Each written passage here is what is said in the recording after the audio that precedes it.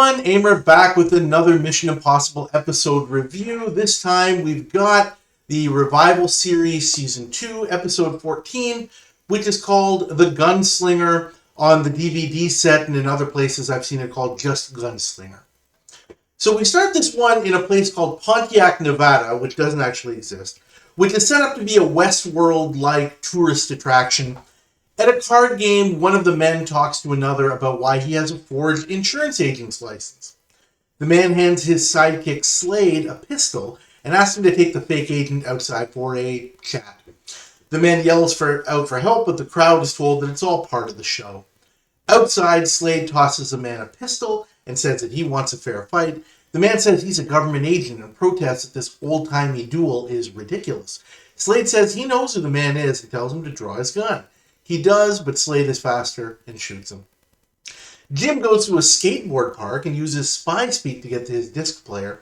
The older man we saw is a former congressman, Ian McClintock, who owns the tourist trap, and the agent was Abel Russell of the FBI, who has disappeared without a trace. There's suspicion that the well-connected McClintock is selling weapons to terrorists, and the IMF must get to the bottom of it. We have a traditional apartment scene where Jim tells the team that McClintock is enamored with the romantic ideas of the rugged Wild West and also loves to gamble, not to mention cheat. Off we head to what I guess is one of McClintock's ranches, where Max, Nicholas, and Grant meet with Slade and his not-so-swift man Carter, who makes a dumb comment about a job being available in insurance, about getting some work. And Slade allows him to stay until an upcoming rodeo in a couple of days. But unlike Carter, he can see that the three are obviously not just out-of-work cowboys, and wants to keep an eye on them. Back at the saloon, Max tells waitress Shannon about Carter's verbal slip-up, while Jim, calling himself Sutton, manages to get a seat at McClintock's poker table to keep him occupied, listening to him extol the virtues of his outlaw heroes. Slade enters, puts on a sheriff act, pretending to shoot an outlaw as part of the entertainment. Not exactly sure what that was about. Later, Slade challenges Grant to prove himself by riding a wild horse named Bolero, and Grant's stunt double does a passable enough job, including making Carter look like a complete chump, that Slade has no choice but to keep him on. At the saloon, a worker named Mel tells Carter it's his last time down in the gold mine, referring to some dangerous stuff going on down there, despite the menace of Slade, and Shannon is able to overhear it all. The IMF has set up shop at one of the saloon rooms where Grant is making dynamic playing cards, and they gather to collect the information they found. We see McClintock going down into the mine through a hidden door, meeting with Slade, who tells him they're getting close to the vaults of some kind, and telling him that he plans to take Jim and Sutton out to the ranch to try and figure out what he's really after. At the ranch, McClintock continues to talk about the John Wayne cowboy archetype, and Jim breaks down his facade, saying he's not like those sorts of cowboys at all. He's rich and comfortable, he doesn't take risks. But McClintock says he'd like to face Jim down at a high-limit game to see who's the better man, and Jim says he doesn't think limits are necessary at all. Grant and Nicholas get an ore sample from the pumping station to analyze it, but it doesn't reveal anything except salt. They head down to the mine, hearing Slade talk to Mel about how he knows too much to be allowed to walk away from their operation, and poor Mel gets taken away and shot like the FBI agent.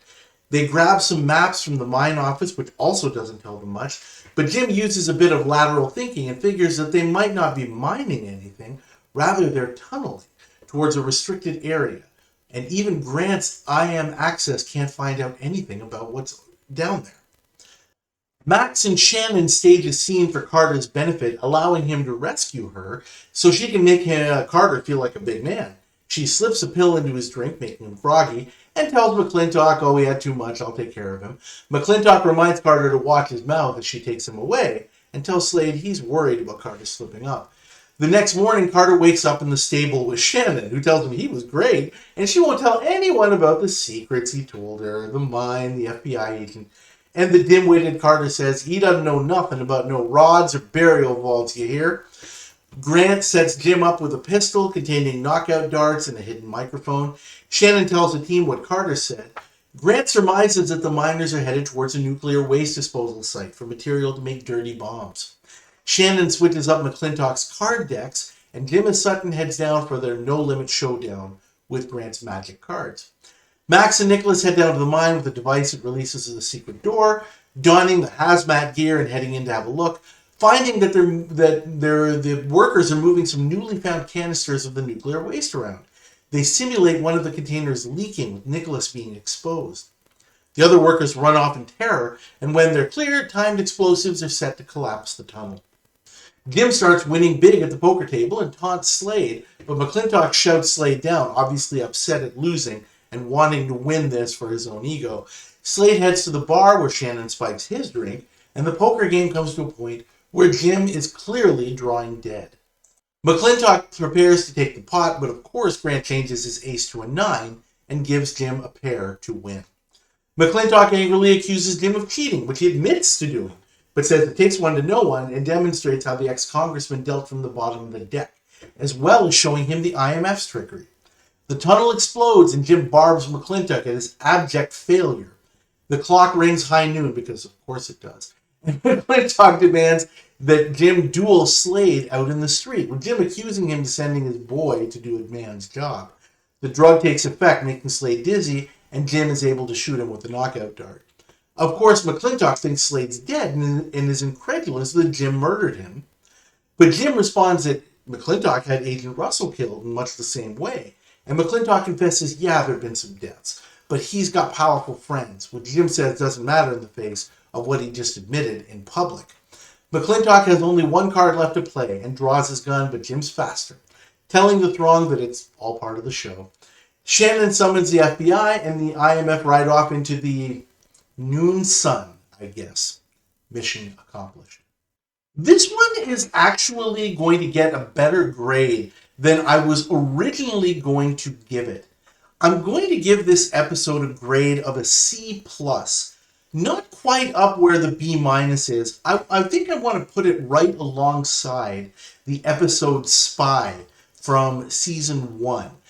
There's a lot of good, there's a lot of bad, a lot of point counterpoint. There was in that episode as well, and I'll kind of go through it here, but I think that these ones kind of are on the same level, or very, very close.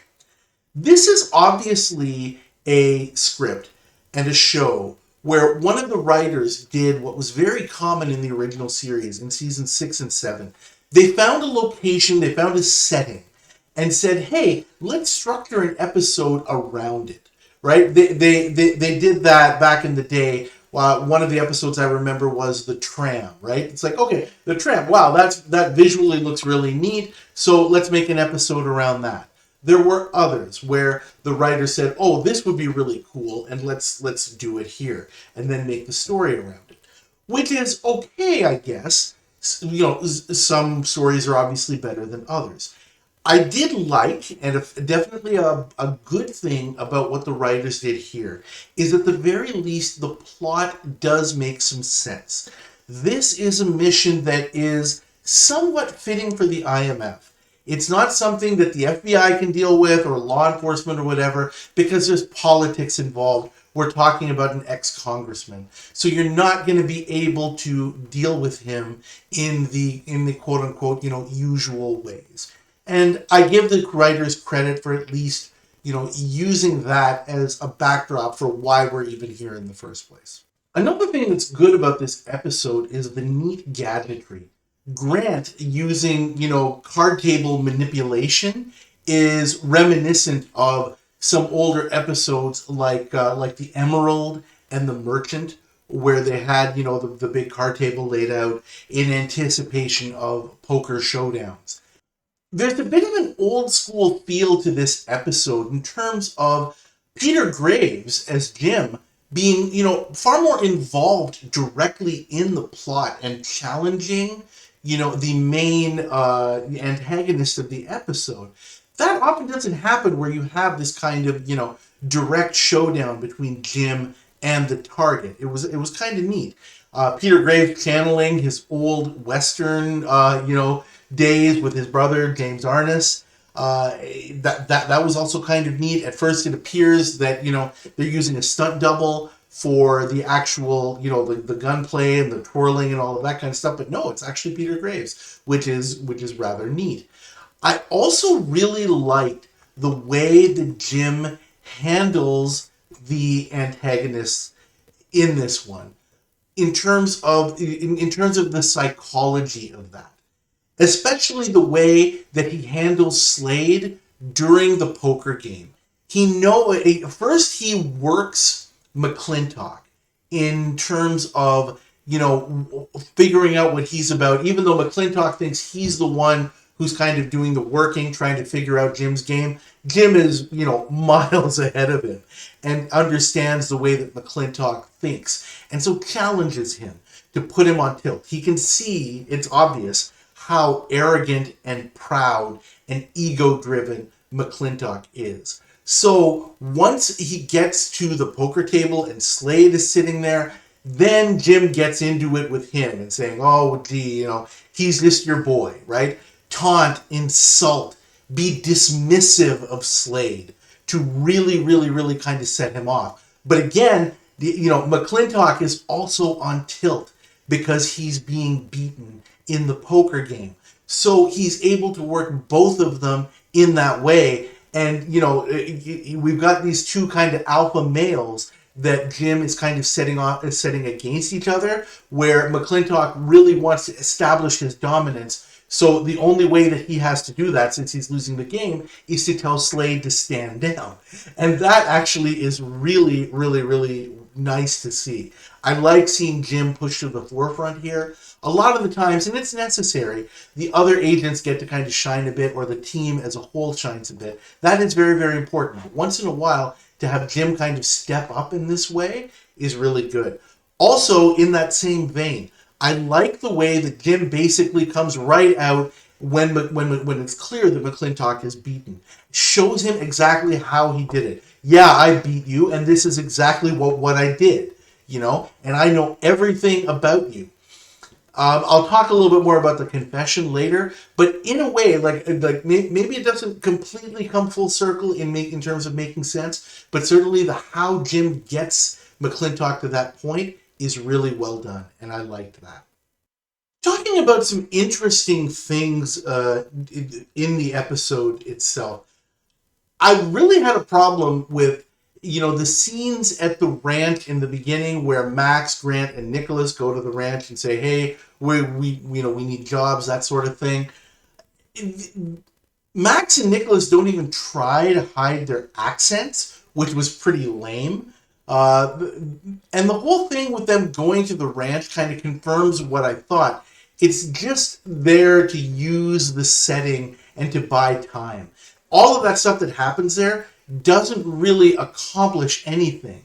Grant is able to make Carter look stupid, but it's not like Carter needs any help with that. So there really wasn't a whole heck of a lot of a point to that, other than to establish Carter as the weak link in the whole thing. You could argue that that's what it was for, but it just seemed like far too elaborate. And I think it was more designed to buy time and to use the setting. Another interesting note. Boy, Jane Badler really keeps on taking one for the team in like every episode, doesn't she? This time she's not at any kind of physical risk, I wouldn't say. But at one point, it's pretty clear that Tony Hamilton actually spanks Jane Badler. And it's like, and I know it's part of the whole story, but it's like, wow, okay, it's happened before. If you recall in the season episode break, Peter Graves does that to Barbara Anderson because that's part of their character. It also reminds me a little bit of season 5 in The Missile, where, again, because of their characters in the story and to keep up the pretense, Peter Graves is able to make out with Leslie Warren. Like, yeah, wow, okay. So they're pushing the envelope a little bit here. I don't necessarily have a problem with it. It's just kind of odd when you see it. And so I just thought I'd kind of point it out. Talking about the villains overall in kind of a point-counterpoint way, I think that Michael Green, a very prolific actor, as McClintock, he was okay from a casting standpoint. Fine actor. Again, the character is somewhat lacking. Patrick Ward as Slade, really impressive. I like the way that he's able to act with just his face and his eyes, and his look is really, really menacing. So that was really a great casting choice. Unfortunately, these guys are just really, really lame. McClintock much more than Slade, but still Slade has got some of that lameness too. They're not schmucks, although McClintock does become a schmuck at the end once he thinks that Slade is dead, and I guess he hasn't lost his protection. He completely loses his mind, and I'll talk more about that in a bit. But the lameness is really striking. I don't really find McClintock quite so engaging. I think Slade is pretty good. He's not boring. But McClintock, I don't know, just the overarching arrogance is just, to me, it kind of gives him a little bit of go away heat. I'm not I do want to see the guy taken down, but man, but it's just like, enough of this stupid tough guy cowboy act already.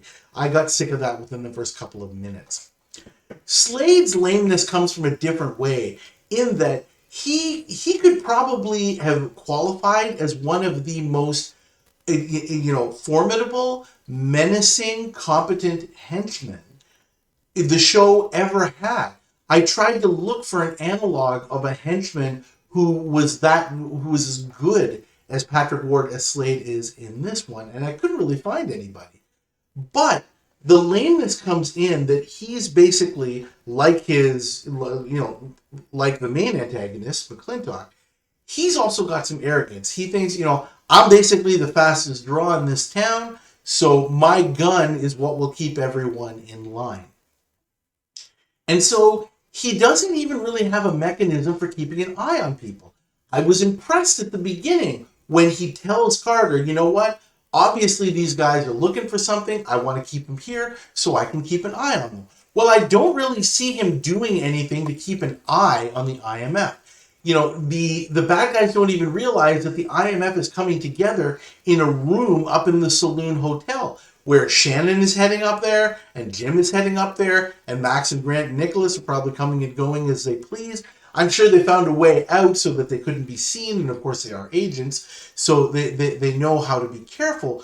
But still, what does Slade do exactly in order to try and do his job of, safeguarding the plan that McClintock has come up with? I really don't see that, and that is pretty lame. More to the point, why in the hell do these guys keep Carter around? McClintock even has to warn him to keep his mouth shut. Slade has to kind of bust him down at multiple points. If there's anybody who should be taken out for a chat and, have to duel Slade, it's that guy. He's a complete idiot who can't keep his mouth shut. Why would these, what purpose does he serve as part of the apparatus of what's going on here? He doesn't do any of the work down in the mines or the tunneling. Maybe he rounds up guys to kind of say, hey, I got some workers or whatever, but I'm sure you could find somebody, with a modicum of competence in order to do that. So that is really, really a strike against these villains. They could have had somebody better than this. Carter could have been present. I think might be a better way for me to put it. I understand that without him, the IMF doesn't kind of really need to learn what they need to learn at key points, and then there can't be someone to have that scene with Shannon in the stables. Fine. But again, does Carter have to be kind of appear to be the third in command, that he's Slade's main guy? That doesn't seem to make a lot of sense. That could have been done another way. Carter could have been on the same level perhaps as Mel, the other poor guy who got off. So overall, my point is that the bad guys, Slade and McClintock, really get schmuckified in the end. They're not schmucks throughout, but boy, I mean, they are so headed down that road. They're headed there in a handbasket. Seriously. And then the ending, unfortunately, this is definitely one of those. It reminds me of a lot of season 7 episodes where I pointed out that the IMF is just kind of there, and it's just kind of this yoink ending. One that I remember right off the top of my head is the ending of Movie from season 7, if you remember that one, where the IMF just manipulate in a situation where, something that they're looking for is forced to, come to the surface. And then the IMF is just kind of there saying, I'll take that. Because of a completely contrived ending, which is really a non-ending that just comes out of nowhere. and that's not good. And the same kind of thing happens here. First of all, McClintock, when he realizes he's lost his heavy, I can understand him becoming, a little bit like, oh my God, what do I do now? That part of it makes sense. But for him to just kind of, throw a hissy fit in a sense, almost to the level that Alex Cord did in For Art's Sake a few episodes ago, where, he just became like, oh no, you vandals, what did you do? And McClintock does kind of the same thing. You murdered him in cold blood. No, he didn't. The guy was going to shoot you. Talking about Jim. That's not murder in cold blood. I don't know if in a court of law that would stand up in self-defense, but I think you could make a pretty strong case. And for McClintock, a guy who, idolizes the outlaws of the Old West, who basically wrote their own rules. I'm thinking, if the ghost of John Wayne would have smacked McClintock for becoming such a wuss all of a sudden. Like, what are you doing? There's no crying in the Old West to, steal a phrase from A League of Their Own. Are you seriously whining that the other guy didn't play fair? Seriously? That was not good. And then to top it off, of course, McClintock just kind of confesses in public, as Jim points out, that, oh yeah, well, yeah, some people have died. Yeah, I killed some people. So what? I'm connected. Oh, gosh. Somebody who has been in politics as long as apparently McClintock was, ought to know better.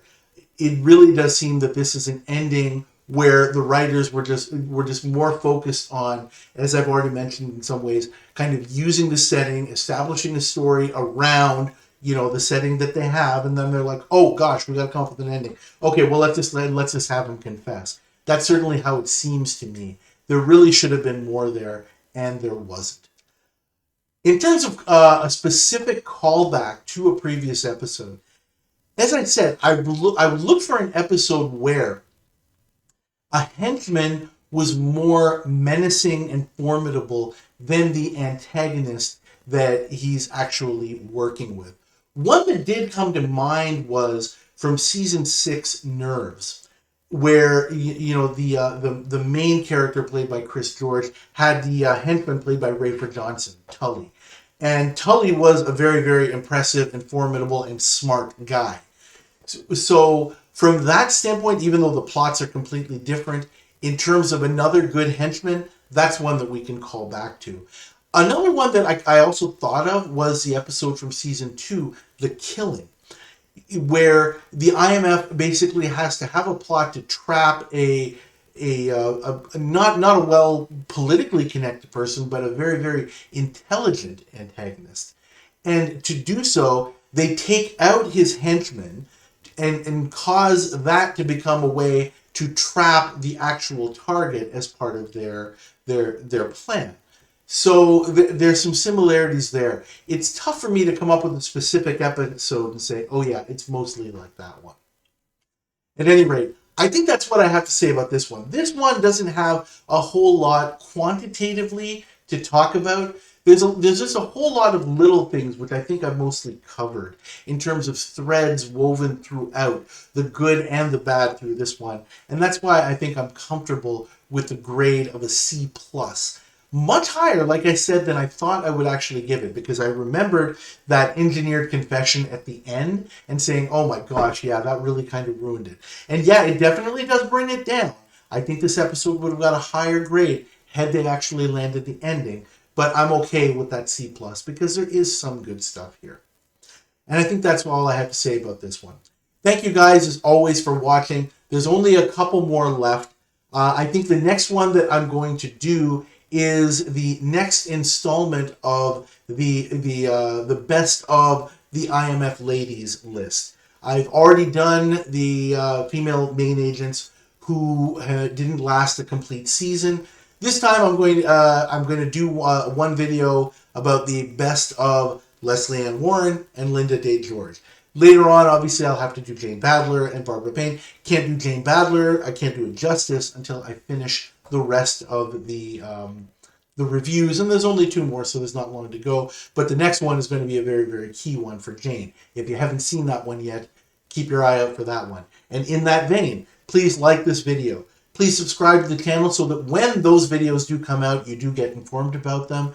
And please leave your comments about this episode and other episodes. If you think there's something I've missed here that I should have mentioned, please let me know, and I'd love to discuss it with you. Thanks again, and I'll see you next time.